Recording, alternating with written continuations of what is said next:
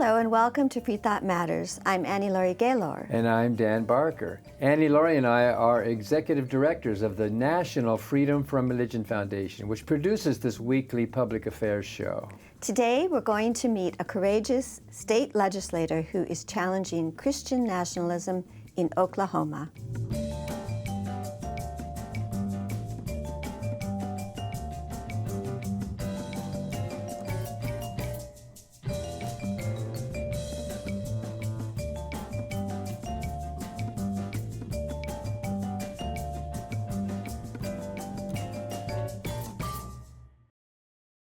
The Freedom from Religion Foundation, which produces Freethought Matters, is the nation's largest association of free thinkers. That's atheists, agnostics, and other non-believers. We invite you to join us in our vital work to keep our secular government free from religious influence. Become a member at ffrf.org or ask for a complimentary copy of our newspaper, Freethought Today. Freedom depends on freethinkers. Watch prior episodes of Freethought Matters on FFRF's YouTube channel.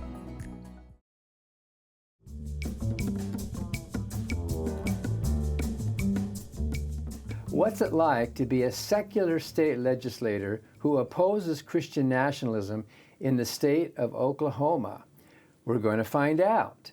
Mickey Dollens, the state representative from Oklahoma, has served in the legislature since 2016, where he is now House Minority Whip.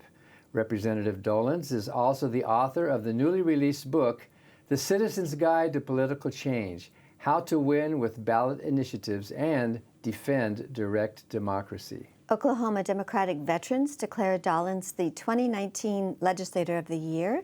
He has been named Secularist of the Week 3 times by the FFRF Action Fund, FFRF's advocacy arm, for defending the separation of state and church as a legislator. Representative Dollens participated earlier this fall in the second annual panel of state legislators held by the Freedom from Religion Foundation at our recent national convention. Welcome to Freethought Matters, and thanks for joining us, Representative Dollens. Laurie, Dan, thank you for having me on the show. That convention was so much fun. I met wonderful people from all over the country, and I had just the best time, and thank you so much for inviting me to participate on that. That was a great convention, and it was so nice to have you there to share your views with us. So you've been very busy, but before we ask about the many campaigns you're involved in, fighting that are trying to unite religion and government in Oklahoma, can you tell us a little bit about yourself and your unusual journey to the Oklahoma State House? Absolutely. You know, a lot of people get into public office or run for office because of personal experiences, and that was the same way with me, but my pathway there was a little bit different. I'm a fifth-generation Oklahoman. I grew up in Bartlesville, which is in the northeast part of the state.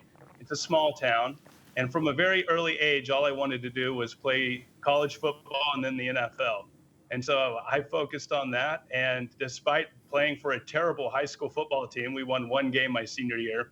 I happened to catch the eye of some college recruiters, and I ended up getting a full-ride scholarship to Southern Methodist University in Dallas. And it was there that my perspectives were really broadened. I went from a small town in Oklahoma to the big bustling city of Dallas, and my professors at SMU had a profound impact on me. Despite the name Southern Methodist University, I believe that's more in tradition because my professors were very open-minded and taught the history of world religions, including Christianity. And it was from there that I started to, question some of my beliefs growing up and start to think outside of the box of just small-town Oklahoma. I also lived with people from around the world. My roommate was from India, and he's practicing Hindu. So it was a huge turning point in my life, and I was playing football. So it was an amazing time. I majored in English, creative writing. I enjoyed writing stories and deconstructing poetry. And then my last year, after my last football game, my younger brother, Joe, he died by suicide. And it was there that I realized, what did the state do that they could have done better? And I found out that there were some beds that were lacking, and just the lack of overall investment in mental health. And that was the first time that I kind of started to question what's really going on in Oklahoma politics. And so, in honor of my brother, I tried out for the NFL and I practiced really hard. I performed pretty well in the pro day, but I didn't get drafted.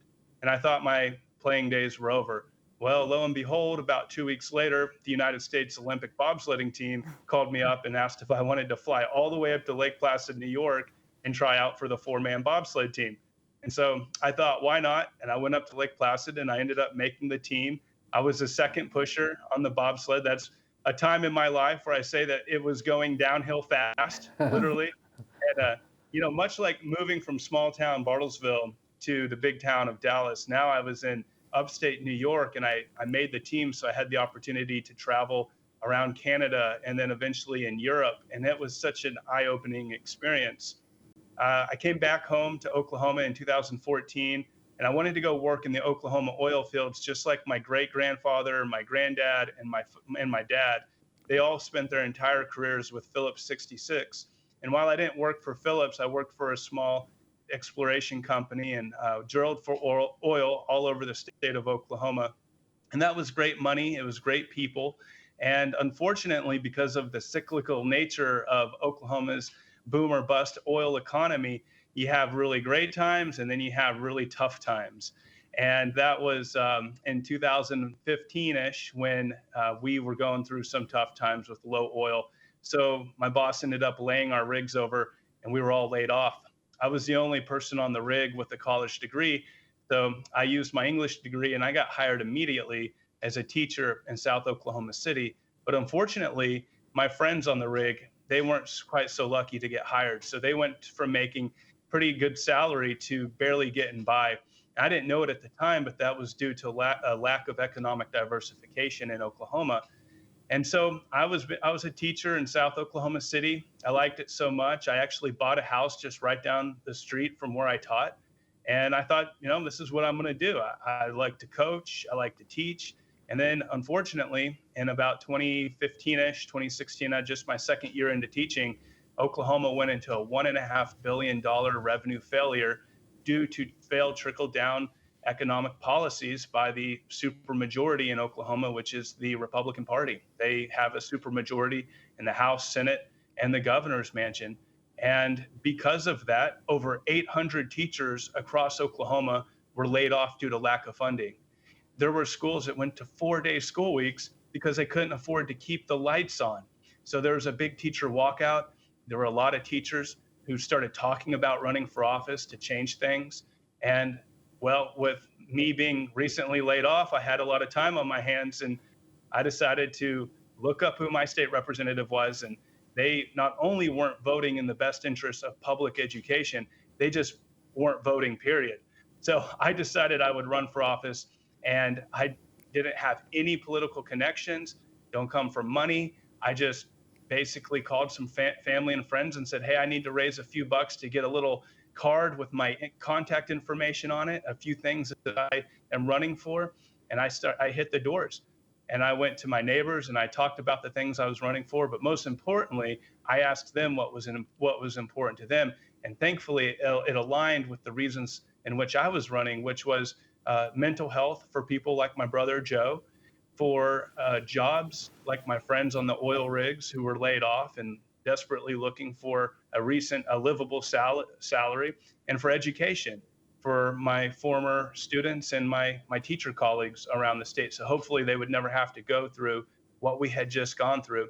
And in 2016, with a lot of hard work and support from family and friends and volunteers, we flipped a red district in Oklahoma from red to blue, and I've been elected ever since. And since then, I can say that things have gotten better in those three aspects. And when it comes to jobs, we're one of the leading states in the country when it comes to wind turbines. Wind turbine technicians has been a great job for people in the oil field to transition over to. And then we made a lot of headway in 2018 with getting our state budget back on track. But unfortunately, due to 12-year term limits, most of those legislators who were there who made the really tough votes to raise revenue, to be able to invest in our education and quality of life, have had to term out. So now we have a whole bunch of new legislators in office who weren't around during those really tough days. And over the past 5 years, especially, we have seen an incredible increase in legislation and bills that are being passed that are rooted in Christian nationalism and theocratic legislators who believe they have the moral right to force their religious interpretations onto all of society, which is what we're going to be talking more about today. So you've been an outspoken critic of the Oklahoma State Superintendent of the schools, or public instruction, Ryan Walters, and among many other things, his mandate to put Bibles in all classrooms. FFRF is part of the legal coalition now in court challenging this major violation. Can we take a quick look at this interview you gave when Walters first proposed Bibles in classrooms?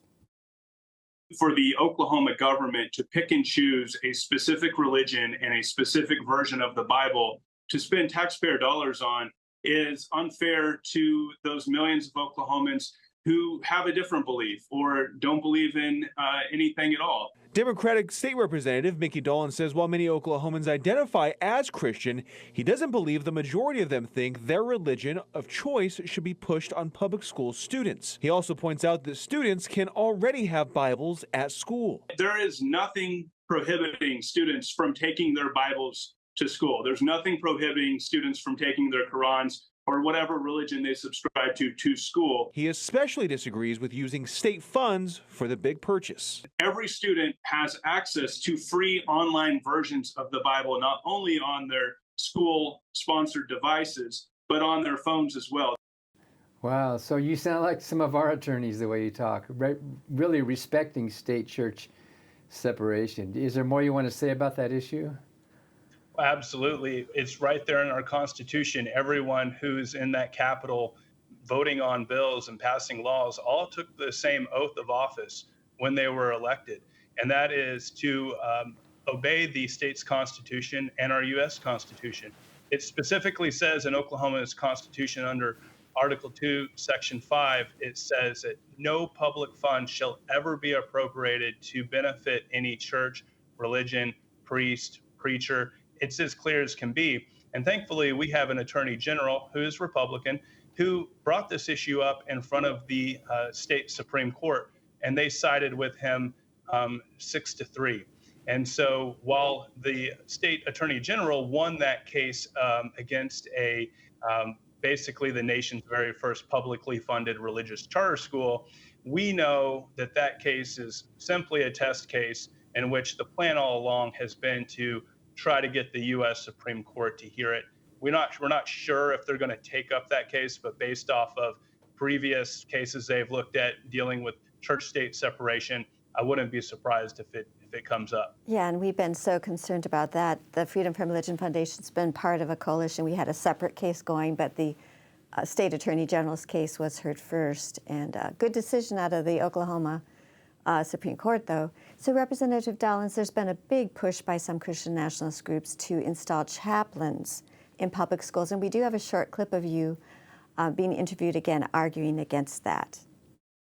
Nothing against chaplains, but they are not trained to do this job. This bill is so ambiguous, it's going to create so many problems. There's no definitions. Chaplains aren't even defined. There's no qualifications, no certifications, and no background checks required. But if it encompasses all faiths, what's the problem with it? The problem is it's anti-constitutional. Right here, Article 2, Section 5 of the Oklahoma Constitution clearly states that no public dollars shall be used for religious purposes. We don't want public dollars going towards religion, and we need to keep that separate. However, the majority party continues to have a blatant disregard for the will of the people and our Constitution. So well said. And Representative Dollens, that bill didn't pass, did it? It did not, and that's thanks to my colleagues and groups like FFRF who have been raising awareness around the theocratic takeover in Oklahoma. We've got some Christian nationalists who are on a crusade to implement their narrow-minded version of their religious interpretations amongst all of society, but most dangerously, directly to young children. And one of those bills was that chaplain bill. We've got in Oklahoma the highest rate of adverse childhood experiences for our young people. We know that ACEs kids who are high on the ACE score are much less likely to graduate. They're much more likely to be impoverished and ultimately imprisoned. And one of the best ways to mitigate ACEs is through benevolent childhood experiences, but also trained mental health professionals in our school. We have a crisis in the lack of trained mental health professionals in our school. The idea behind replacing these professionals with volunteer chaplains with no credentials, no background checks, is a disservice, and it's a derelict of duty. And thankfully, because of the people like such as FFRF and others, and my colleagues in the House and Senate, we were able to raise enough awareness around this to where the public became so concerned that the legislature eventually backed off the bill and it didn't get passed into law. But it would have definitely happened if we hadn't raised awareness and not talked about these issues, which is why what you're doing and what we're doing right here, right now, is so very important, because people are busy just trying to make it in life and get by.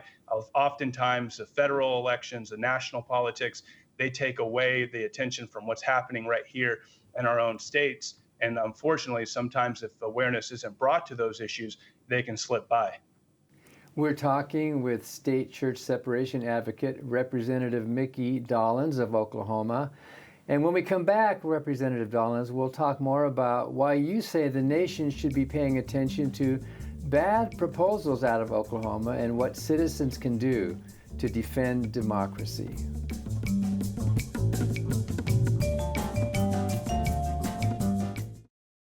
Hi, I'm Ron Reagan, an unabashed atheist, and I'm alarmed, as you may be, by the intrusions of religion into our secular government. That's why I'm asking you to join the Freedom from Religion Foundation, the nation's largest and most effective association of atheists and agnostics working to keep state and church separate, just like our founders intended. Please join the Freedom from Religion Foundation today. Ron Reagan, lifelong atheist, not afraid of burning in hell.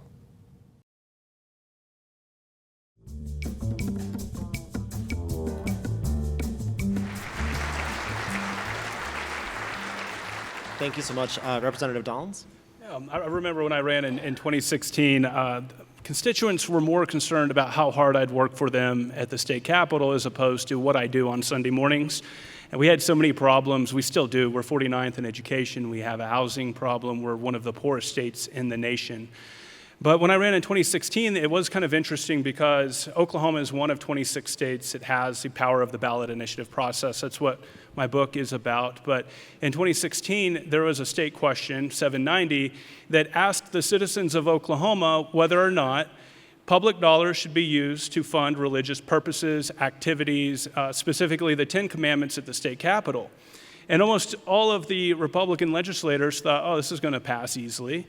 But I was on the doors talking, and that would come up quite often. How do you feel about State Question 790? I'd be really upfront. I'm for the separation of church and state. I'm for religious freedoms, and I think the best way to protect religious freedoms is through the separation of church and state.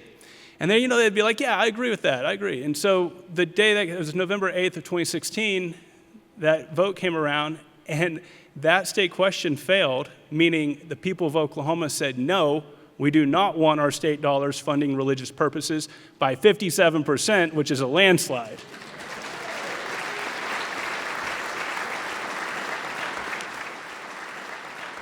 And welcome back to Freethought Matters. That is Oklahoma State Representative Mickey Dollens speaking on a panel of secular state legislators at FFRF's 2024 National Convention this fall. You can watch a video of that panel at our website and read the full remarks in a future issue of our newspaper, Freethought Today. So, Representative Dollens, you've been named Secularist of the Week 3 times in the past year and a half by the Freedom from Religion Foundation's advocacy arm, FFRF Action Fund, for your commitment to keeping religion out of government. Why do you warn that people across the United States need to start paying attention to what's happening in Oklahoma? In many regards, Oklahoma is a test case for different states such as Louisiana, Florida, Texas. They all kind of work in conjunction with each other. If you see something pass in Louisiana, such as the mandate for the 10 Commandments in every classroom, you can be sure that you'll see the same thing in Oklahoma. There's a network of people behind the scenes that are pushing a Christian nationalist agenda, and they recruit politicians to do their bidding. I warn against this stuff because it's anti-constitutional. I took an oath of office to uphold our Constitution. I'm not anti-religion at all. I'm just pro-Constitution. And the reason why is because we have the freedom of religion and the freedom from religion. And the best way to protect that liberty is by the separation of church and state. In South Oklahoma City, I represent a diverse group of constituents. Some are Hindu, some are Muslim, some are Christian. There's many different faiths, Jewish. And I feel like with the state are going to pick and choose winners and losers, it is a affront and anti-constitutional and anti-freedom for many of my constituents who subscribe to a different religion, or many, none at all. So in the few minutes we have left, do you mind if we do like a lightning round on particular threats to state church separation in your state of Oklahoma? Yeah, that sounds pretty fun. Let's do it. Okay, I'll start. Your governor claimed the state of Oklahoma for Christ in his inaugural speech. Your comment?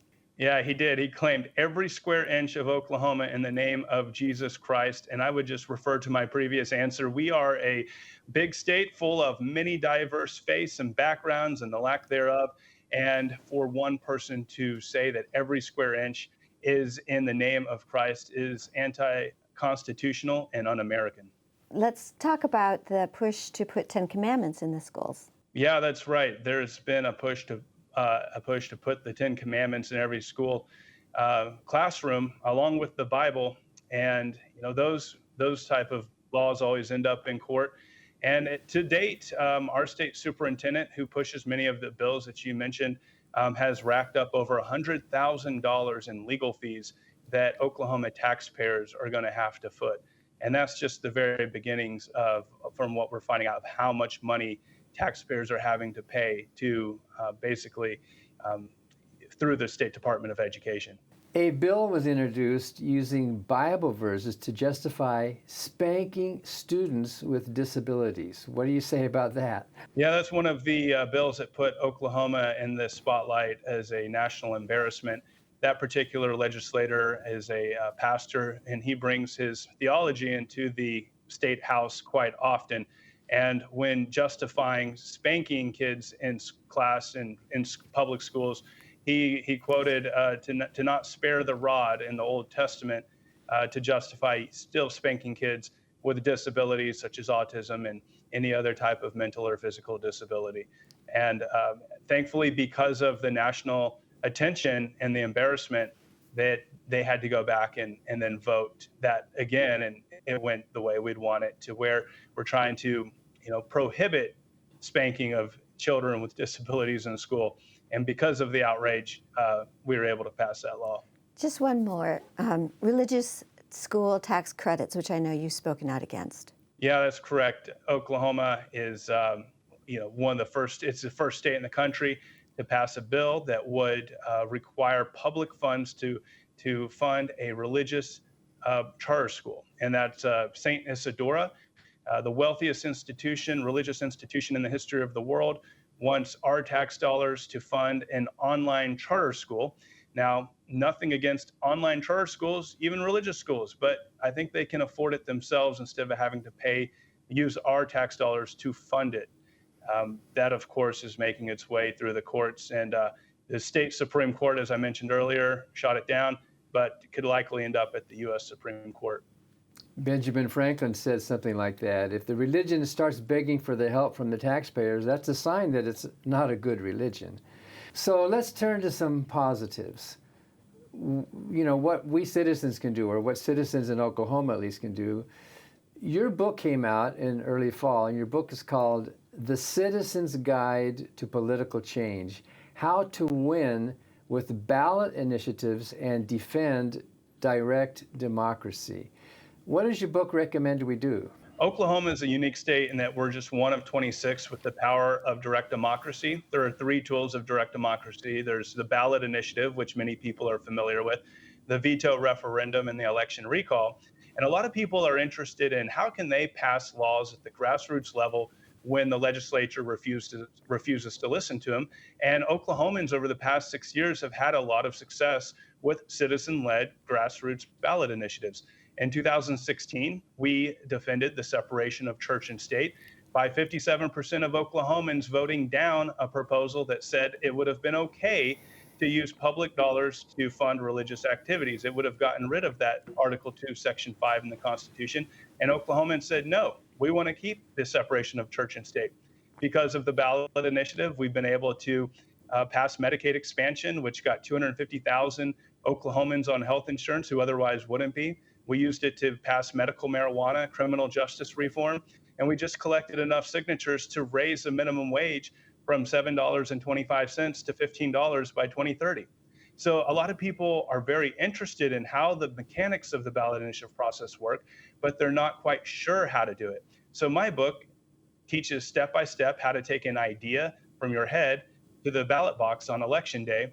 And then the second half of the book, I've compiled 10 to 15 of the most common legislative attacks that I've seen over the past 3 years to make the ballot initiative process for ordinary citizens even more difficult, like raising the passing threshold, requiring that every county in the state have a certain amount of signatures just for the entire state to have the opportunity to vote, implementing unnecessary background checks, extending the challenge periods. It goes on, but the important thing is that people, not just in Oklahoma, but across the entire nation, can read this book, can learn about the history and the mechanics of the ballot initiative, but then also be prepared with the talking points that they're inevitably going to need once they start passing laws that the supermajority in their state may disagree with. And it may be a Republican supermajority or a Democrat supermajority, but the purpose of the ballot initiative process, which